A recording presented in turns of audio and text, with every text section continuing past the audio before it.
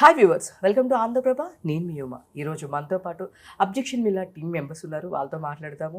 Hi, hi, ఎలా ఉన్నారు? Lunch అయిపోయిందా? నేను అడగాలి అంత తినేసారా? ఓకేనా, అయితే కొంచెం గట్టిగా మాట్లాడచ్చు.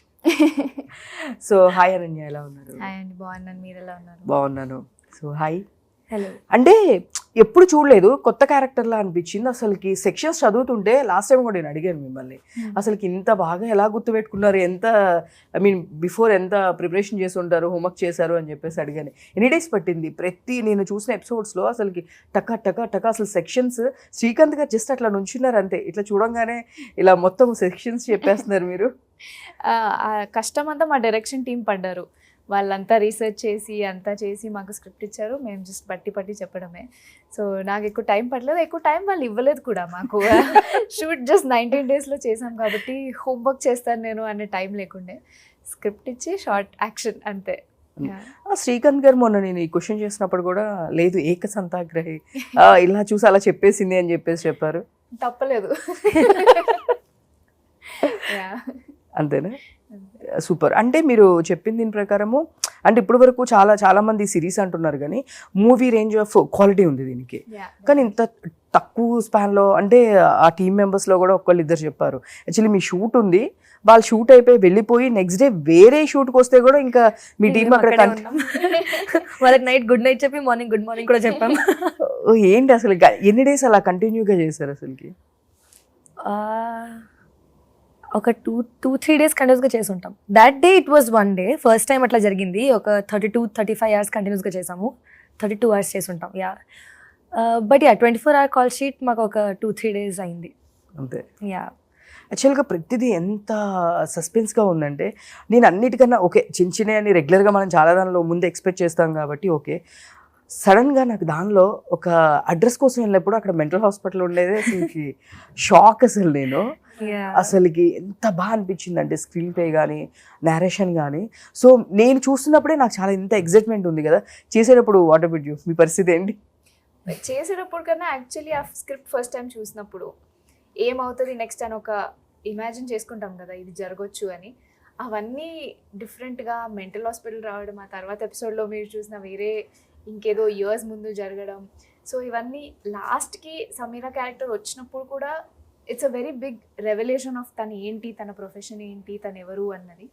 సో అన్నీ ఆర్ వెరీ అన్ఎక్స్పెక్టెడ్, ఎవ్వరు ఊహించినట్టు కాకుండా డిఫరెంట్గా ఉంటాయి.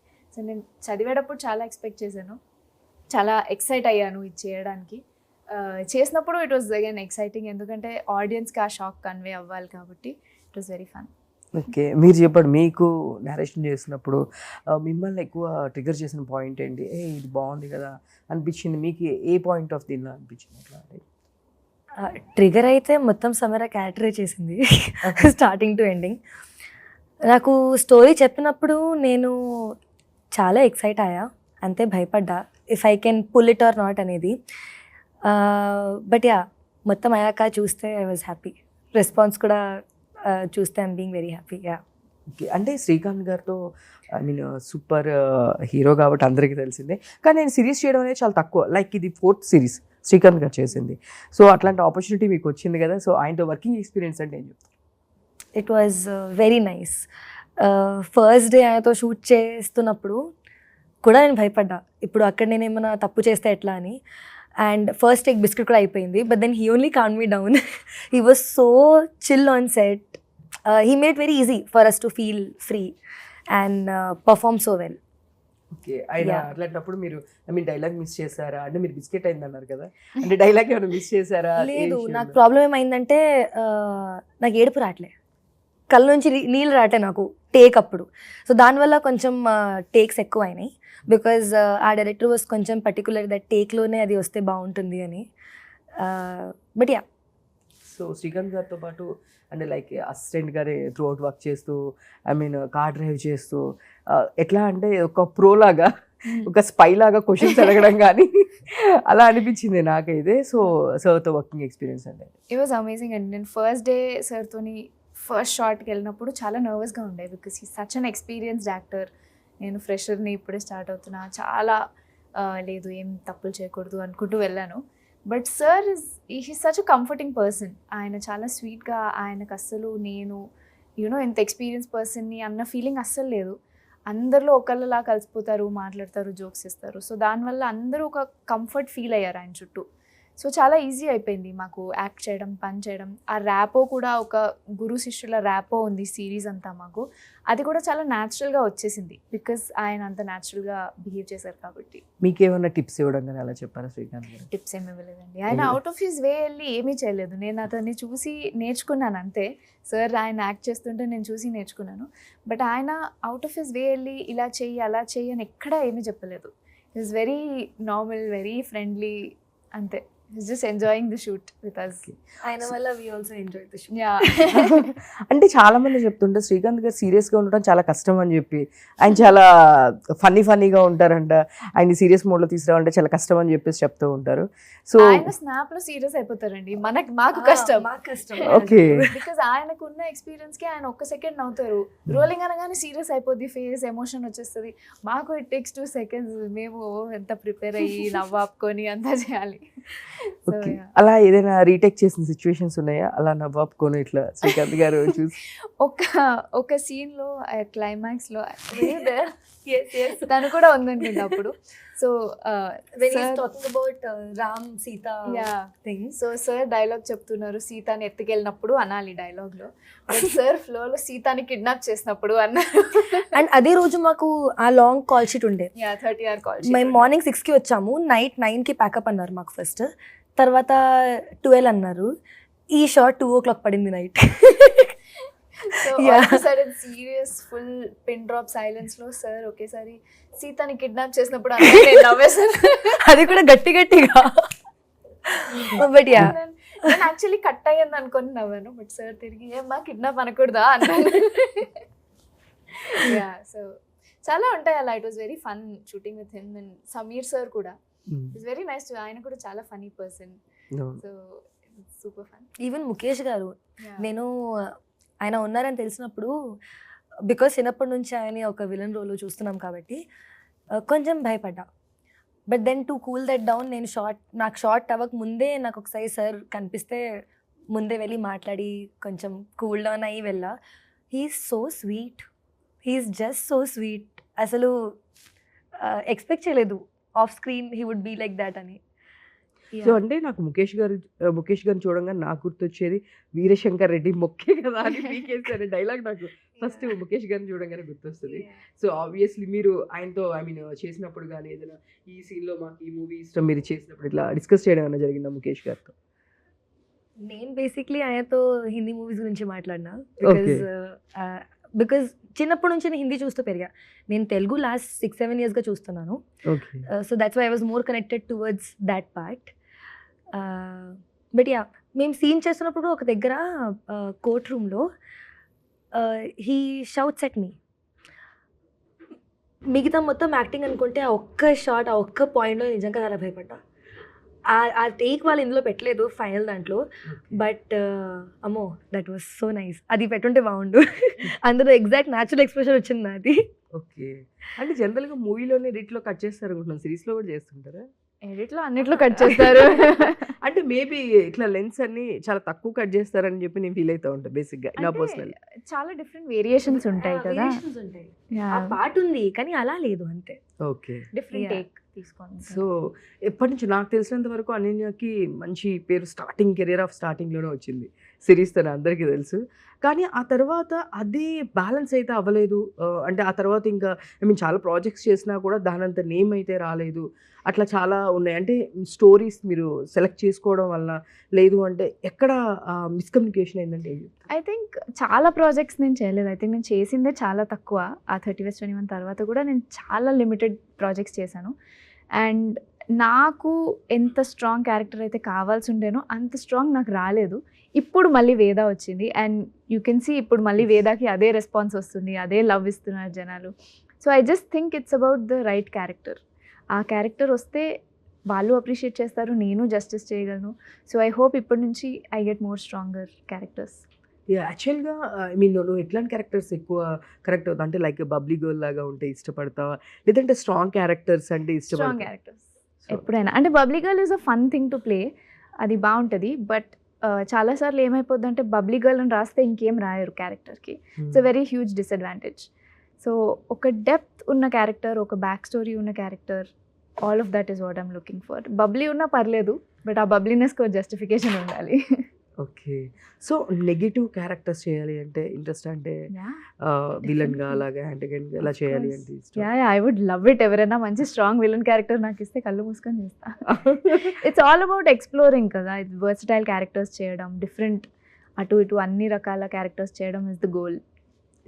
ఇంకా దీనిలో మీరు ఎక్కువ ఎవరితో స్క్రీన్ షేర్ చేసుకున్నారు అంటే సిరీస్లో ఆబ్జెక్షన్ ఇలాంటివి ఎక్కువ ఎవరితో? చెప్పలేదు. You can't tell. I actually can't tell. Most of my scenes are with Shrikant garu, Mukesh garu and Ananya only. But I had fun with everyone. So మీరు ఎలాంటి చూస్ చేసుకోండి? మీరు కూడా లైక్ బబ్లీ గర్ల్ అంటే ఇష్టమా? So very first thing Ananya and I connected on were our choice of characters.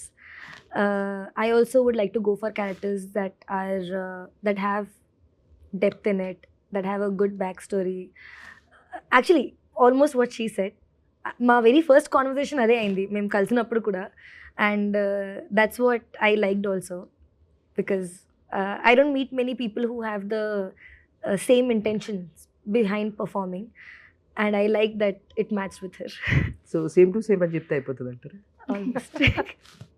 So మీరిద్దరు starting, I mean series starting నుంచి ఇప్పటి వరకు ఒక మంచి ఫ్రెండ్స్ అయినట్టు అనిపిస్తుంది. డెఫినెట్లీ చాలా ఎంజాయ్ చేసాం మేము సెట్లో. ఓకే. బాగా అల్లరి చేసేవాళ్ళ? అది వాళ్ళని అడగాలి. మీరు వేరే వాళ్ళు ఇంకో ఇంటర్వ్యూ ఇంకొక చేసి వాళ్ళని అడగాలి. నెక్స్ట్ టైం వాళ్ళు అడగమంటారు, డైరెక్టర్ గారిని అడగాలి. అడగండి ఆ డైరెక్టర్. సో అంటే చాలా ప్యాక్డ్, చాలా లిమిటెడ్ షెడ్యూల్ ఇచ్చారంట కదా, అంటే అవును. మాక్సిమమ్ చాలా తక్కువ డేస్ కంప్లీట్ చేశారు అని చెప్పేసి అన్నారు.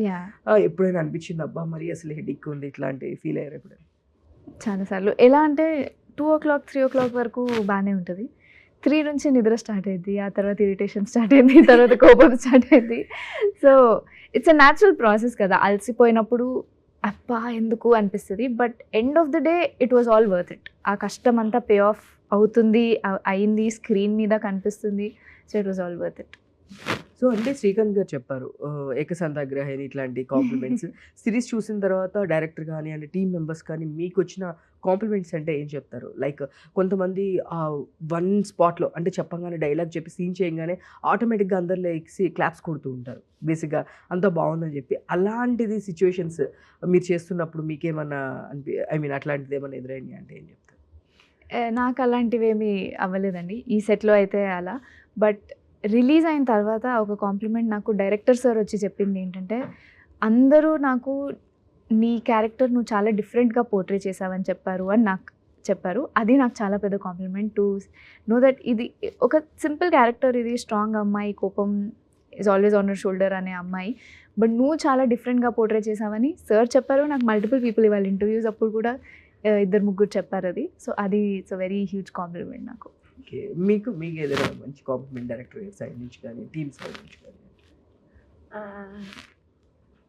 My part is very little. For the whole thing I was appreciated, but during the shoot I think my testimony scene was the one where I was most appreciated.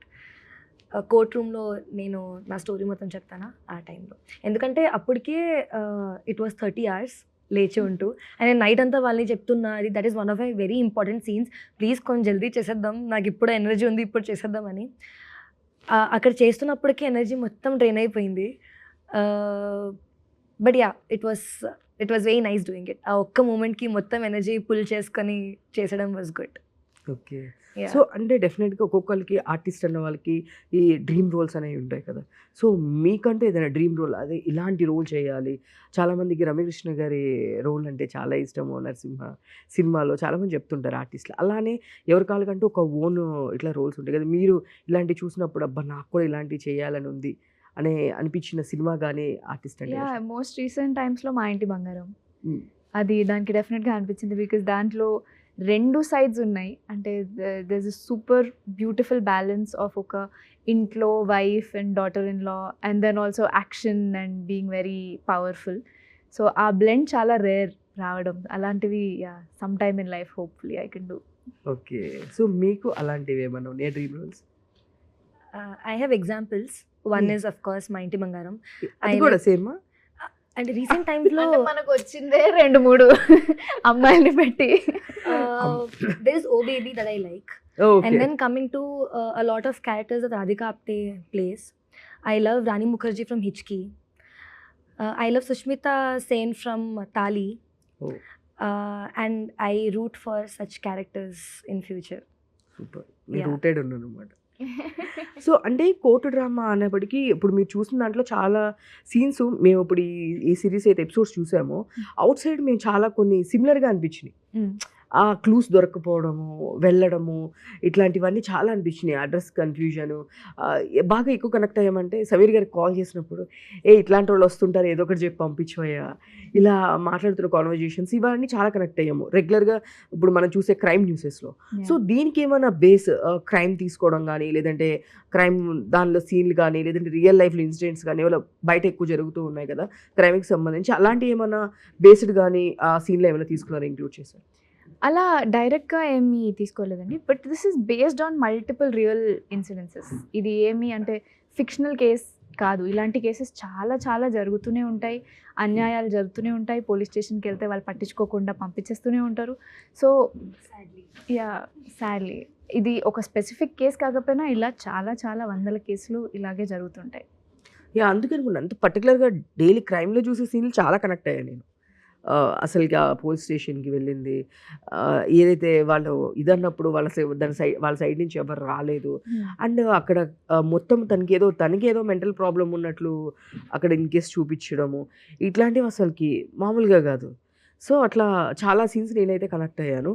మీకు ఈ story చెప్తున్నప్పుడు మీరేమైనా చూసిన scenes కానీ ఇట్లా ఎక్కడైనా వేరే చూసిన ఏదైనా కనెక్ట్ అయ్యారా పర్సనల్లీ?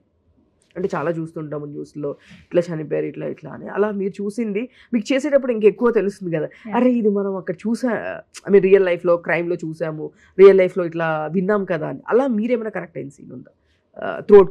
చాలా ఉన్నాయండి. అంటే ఒక్కొక్క ఎపిసోడ్లో మనకు ఒక్కొక్క ట్రూ క్రైమ్ పాడ్కాస్ట్ గుర్తొస్తుంది. బట్ నాకు చాలా నచ్చింది is the climax argument. Parashuram garu చేసే argument, it's all about consent and how consent should be respected no matter who the person is అనే ఆర్గ్యుమెంట్. అది నాకు చాలా ఈ జనరేషన్కి చాలా అవసరమైన డిస్కషన్, అవసరమైన పాయింట్ లాగా అనిపించింది. So that was my deciding factor. Super and all the best. దీంట్లో అయితే ఇద్దరికి చాలా మంచి క్యారెక్టర్స్ అనిపించింది నాకైతే కనుక. సో ఇట్లాంటి క్యారెక్టర్స్ మళ్ళీ రావాలి అండ్ డెఫినెట్గా మీరు అన్నట్టు మా ఇంటి బంగారం అలాంటి సబ్జెక్ట్స్ కూడా అలాంటి సబ్జెక్ట్ కూడా హోప్ఫుల్లీ వస్తుందేమో. All the best. Thank you so much.